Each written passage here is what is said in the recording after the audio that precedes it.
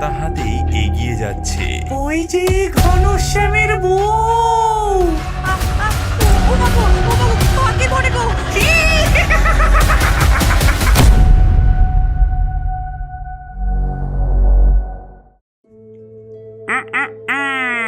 দেখেছিস দেখেছিস মিতু, আমার ব্যাঙাচিটা কত দূর গেল। হ্যাঁ রে দাদা, তুই দেখছি দারুণ ব্যাঙাচি করিস। দে আরেকটা পাথর দে, বড় দেখে আর চ্যাপটা দেখে দেবে কিন্তু। আচ্ছা,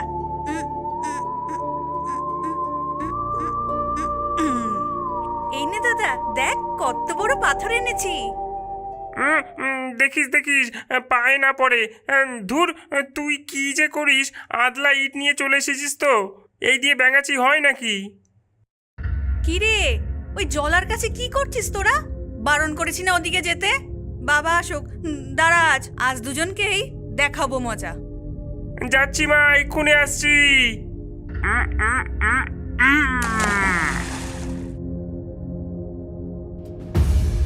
বউ ছেলে মেয়ে নিয়ে ঘোনা আছে সুখে। কি ভুল করেছি আমি বোতলেতে ঢুকে। যেদিন বেরোবো আমি মদ খাবো ঘাড়, ঘুচে যাবে বিয়ে করে সুখে সংসার। বেটা হার বজ্জাত, একবার আমাকে এখান থেকে বেরোতে দে শুধু।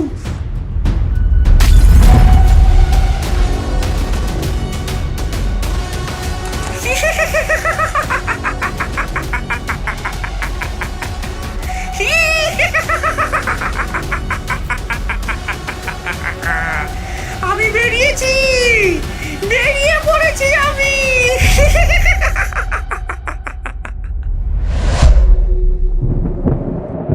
বৌমা, ও বৌমা, সন্ধে এলো বলে। মেঘ ডাকছে কেমন, এক্ষুনি ঝড় এলো বলে। হ্যাঁ মা, উনি তো এখনো বাড়ি এলো না, ছাতাও নিয়ে যাননি। সেই জন্যই তো চিন্তা হচ্ছে বৌমা। তুমি একটু ছাতাটা নিয়ে গিয়ে দেখো না, বৃষ্টি নামলে ছেলেটা নইলে একেবারে ভিজে যাবে।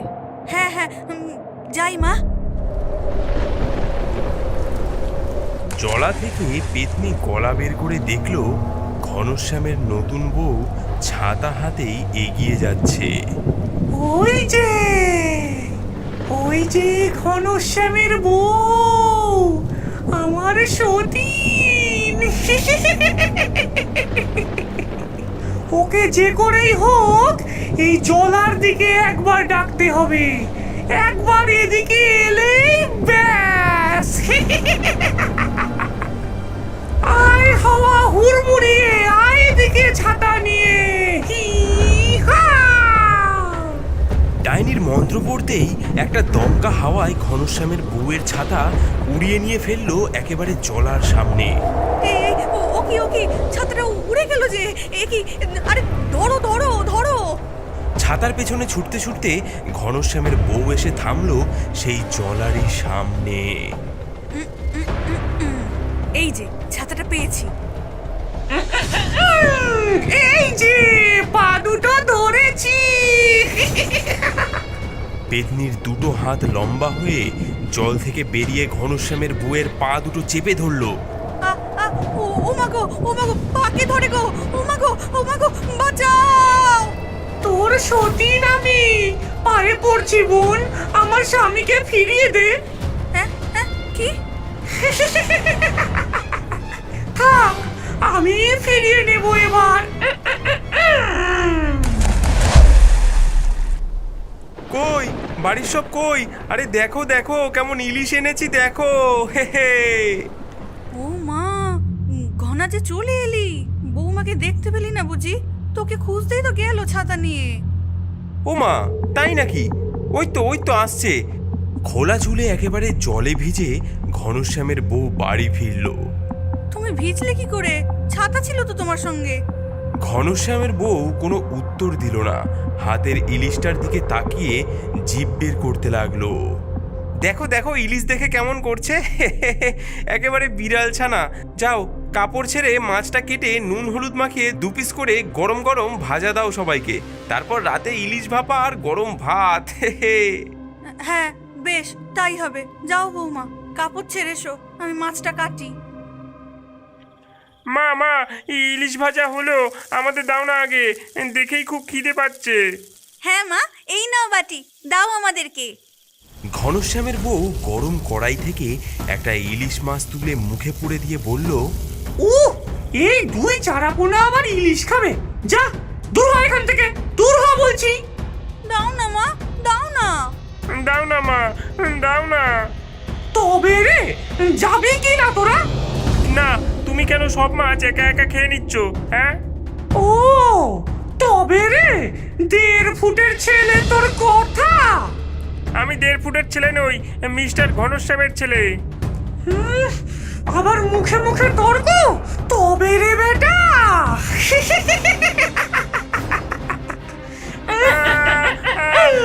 ছেড়ে দাও, বাঁচাও বাঁচাও বাঁচাও, ছেড়ে দাও আমাকে। উড়ি বাবা রে, ছেড়ে দাও ছেড়ে দাও। কি গো, মাছ ভাজা হলো? ঠাম্মি, ঠাম্মি, মানা পেতনি হয়ে গেছে। ছি দিদি ভাই, অমন বলতে নেই। বোন বোন ঠিকই বলেছে। মাকে অমন বলতে আছে? কখনো বলতে নেই। এই নিন মা, মাছ ভাজা খান। এই তো বৌমা, এসো। তোমার শ্বশুর মশাই বেঁচে থাকলে আজকে কত মাছ খেতেন দেখতে। হ্যাঁ, আর সঙ্গে গানও শোনাতেন। হ্যাঁ, কি কি কি কি- কি বললে? না না, কিছু না মা। রাতে সবাই ইলিশ ভাপা খেয়ে ঘুম দিয়েছে।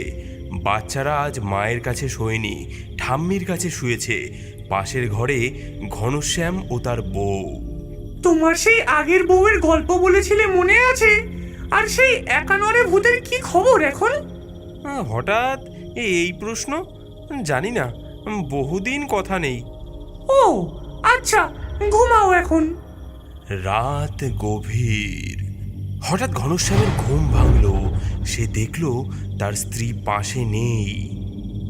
হ্যাঁ, কই গেলে, কই গেলে গো? কি গো? ঘনশ্যাম উঠে গিয়ে পাশের ঘরে যেতেই তার চোখ কপালে উঠল। একজন স্ত্রীলোক জানলার ওপাশে দাঁড়িয়ে, তার চোখ দুটো জ্বলজ্বল করছে। অন্ধকারে মুখ চেনা যাচ্ছে না। হাত দুটো লম্বা করে তার মায়ের গলা টিপে ধরেছে। হ্যাঁ, এ কি, কে ওখানে, কে ওখানে? হ্যাঁ, ছেড়ে দাও, ছেড়ে দাও বলছি, ছেড়ে দাও। হ্যাঁ, তবে রে, ওরে বাবা রে। মা মা, তুমি কি ঠিক আছো? হ্যাঁ, হ্যাঁ বাবা, একটু জল দে। আর একটু হলেই তো একেবারে প্রাণে চলে যেতাম। হ্যাঁ, এক্ষুনি দিচ্ছি মা। ঘনশ্যাম কুজো থেকে জল ঢেলে জলের গেলাস এগিয়ে দেয় মায়ের দিকে। কি হয়েছে গো? কি হলো মা? তুমি তুমি কোথায় ছিলে এতক্ষণ? আমি তো শৌচে গেছিলাম, এখনই এলাম। ও ঠিক আছে, শুয়ে পড়ো তুমি। মা, আমি জানলা দিয়ে দিচ্ছি। বাচ্চা দুটো এত কিছুতেও ঘুমোচ্ছে, ঘুম ভাঙলো না ওদের এখনো? এটা তো আশ্চর্য। ওরা সারাদিন দুষ্টুমি করে, এখন ক্লান্ত, তাই হয়তো। হ্যাঁ হ্যাঁ মা, ঠিক বলেছো। চলো শুয়ে পড়ি।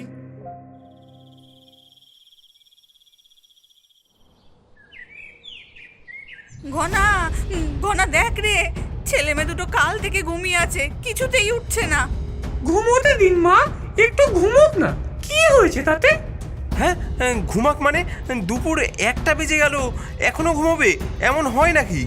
আর আর ডাকলেও সাড়া দিচ্ছে না। ও ও দিদি ভাই, ও দাদু ভাই। আচ্ছা, তোমার হাতটা কাটলো কিভাবে? হ্যাঁ, কই, কিসের কাটা? হ্যাঁ বৌমা, সত্যি তো। কিসে কাটলো বৌমা? ও, ওই তো কালোনাকে খুঁজতে গিয়ে জল কাদায় পিছলে পড়ে গিয়ে এমন ভাবে কেটে গেছে মা। উনি আজকে দেখলেন, বউয়ের প্রতি তো খেয়ালই নেই কোনো। এখন এসবের সময় না। আমি একটু বেরোচ্ছি, ছেলে মেয়ে দুটোর একটু কিছু ব্যবস্থা করতে হবে। হ্যাঁ, যা বাছা আমার। মা, কিছু খাবেন? খিদে পাচ্ছে তো খুব। নাতি নাতনিকে ছেড়ে উঠতে ইচ্ছা করছে না বৌমা। তুমি বরং একটু মুড়ি নিয়ে এসো। কি বললি বুড়ি? আমি খাবো মুড়ি, মাছের মুড়ো খাই আমি, মুড়ি না। হ্যাঁ, এ কি বৌমা, এভাবে কেন কথা বলছো? আপনার সঙ্গে ভালো করে কথা বলার সময় আর নেই মা। আমি যাই আগে একটু খেয়ে আসি, তারপর এসে ঘাড় মটকাবো। এখন চলি। হি হা। ঘনশ্যামের মা জানলা দিয়ে দেখলো তার বৌমা বাড়ির পেছনের সেই জলার দিকে এগিয়ে গেল। তারপর হাত দুটো লম্বা করে জলের নিচ থেকে তুলে আনলো জ্যান্ত মাছ।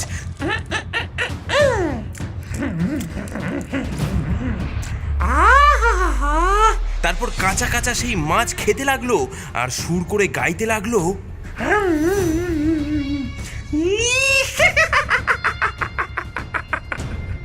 ছেলে মেয়ে কাল ঘুমে, খোকা নেই বাড়ি, পেটে খুব খিদে, আগে খাবো তাড়াতাড়ি। তারপর বুড়িটার মটকাবো ঘাড়, ঘনা বেটা বাড়ি এলে পাবে না তো পার।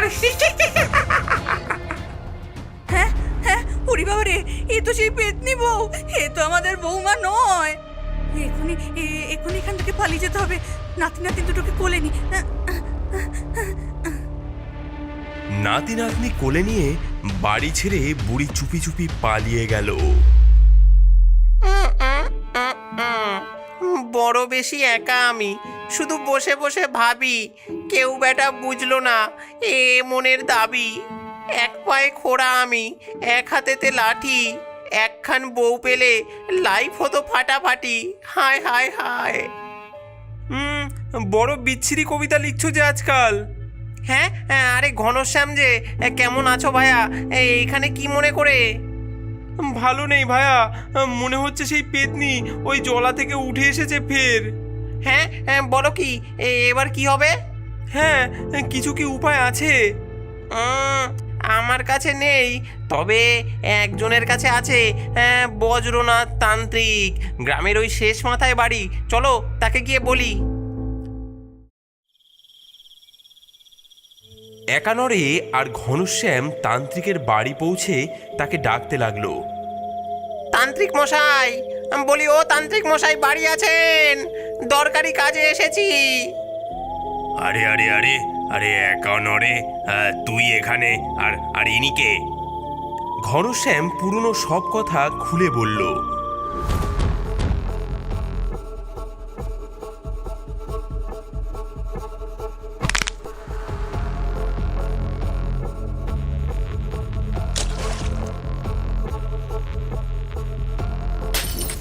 আচ্ছা, এই ব্যাপার, দাঁড়া ঝোলা নিয়ে আসি, চল দেখি কি চায় সেই পেতনি।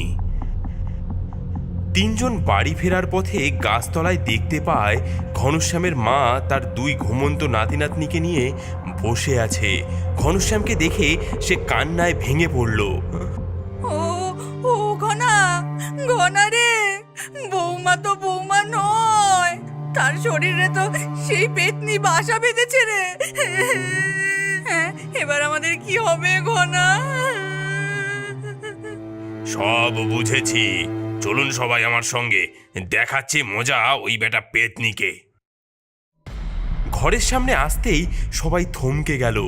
বাড়ির চালের উপর বসে ঘনশ্যামের বউ, তার চুলগুলো হাওয়ায় উড়ছে, বসে বসে কাঁচা মাছ খাচ্ছে আর সে বলছে, সব বেটা পালিয়েছে, বাড়ি পুরো ফাঁকা, আমি বেশ খুশি আছি, মাছ খাবো একা। হ্যাঁ, খাওয়াচ্ছি তোকে মাছ, নেমে আয় এখনই। কে রে, কে রে তুই? বাবা, সঙ্গে একা নরে যে, সব কটাকে জব্দ করবো আজ। এই নে সর্ষে পোড়া শোঁক আগে।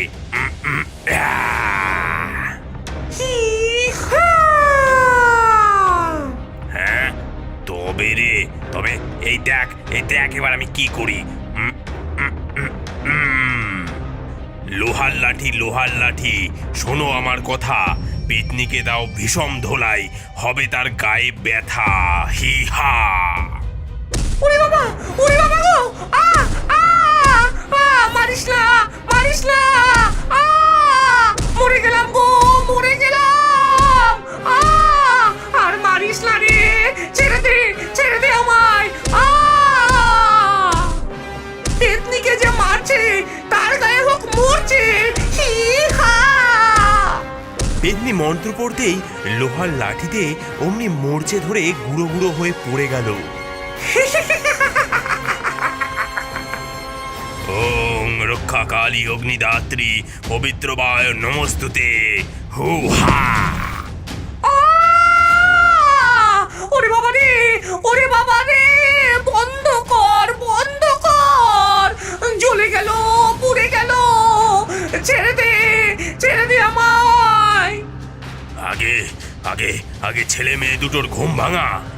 ভাঙাচ্ছি, এক্ষুনি ভাঙিয়ে দিচ্ছি। ঘুমিয়ে থাকা খোকা খুকু আর ঘুমোলে চলবে না। চোখটি মেলে দেখ রে এবার, পেতনি কিছু বলবে না। হি হা। এবার অনেক হয়েছে, এবার বৌমার শরীরটা ছাড়। ওটা আমার স্বামী, আমাকে জলের নিচে ফেলে দিয়ে নতুন বিয়ে করেছে। ওর নামে আমি বধূ নির্যাতনের মামলা করব। ভূতে মানুষে বিয়ে হয় নাকি? জোর করে বিয়ে করলেই হলো নাকি? হ্যাঁ, মনের মিল বলে কথা আছে তো নাকি? হ্যাঁ, তা আমি কি করব? আমি তো কোনো ভালো ভূতই পেলাম না। কেন? ওই একা নড়ে আছে তো। ধুর, ও তো হাঁটতেই পারে না ভালো করে। তাতে কি? ও ভূতটাও তো মন্দ নয়। ও আমাকে বোকা বানিয়ে বোতলে বন্দি করেছিল। আমি কেন বিয়ে করব ওকে? হ্যাঁ, শেষে তো তুমি আমার পা ভেঙে দিয়েছিলে বলে। হ্যাঁ, আমি কি আর ইচ্ছে করে ভেঙেছি? খেলতে গিয়ে হয়েছিল অমন। তাও বলছি সরি। হ্যাঁ, আমিও সরি বলছি পেতু সোনা। চলো আমরা ফের বিয়ে করি। ঘনশ্যাম আর তার বউকে ছেড়ে দাও। আমরা আবার বাসবনে ছোঁয়াছুঁই খেলবো, তবে সাবধানে। তুমি তো হাঁটতেই পারো না। হ্যাঁ, দাঁড়াও, আমি এক্ষুনি আসছি একটা জিনিস নিয়ে। এই বলে সে ঘরের ভেতর থেকে একটা হুইল চেয়ার নিয়ে হাজির হলো। এটা শেষ বয়সে বাবার ছিল, বাবা এখন নেই। এটা তুমি নাও একানরে। নে, সব সমস্যা মিটলো, এবার বৌমাকে ছাড়। পেতনি অমনি বউয়ের শরীর ছেড়ে দিল, তান্ত্রিক পেতনিকে মুক্তি দিল। একানরে আর পেতনির ওখানেই দাঁড়িয়ে বিয়ে দিল তান্ত্রিক নিজে। তারপর ছেলে মেয়ে বউ নিয়ে ঘনশ্যাম সুখে শান্তিতে সংসার করতে লাগলো। তারপর থেকে রোজ রাতে বাঁশবনে ভীষণ দাপাদাপি হতো। পেতনি ছুটতো আর তাকে ধরবে বলে হুইল চেয়ার নিয়ে একানরে ধাওয়া করত। এখনো গ্রামের শেষ মাথার বাঁশবনে ওদের দুজনের হাসাহাসির শব্দ শোনা যায়। ধরো ধরো ধরো, আমাকে ধরো, ধরতে পারবে না। এই যে ধরো, এই যে আমরা আসছি। ওরে বাবা, কত দূরে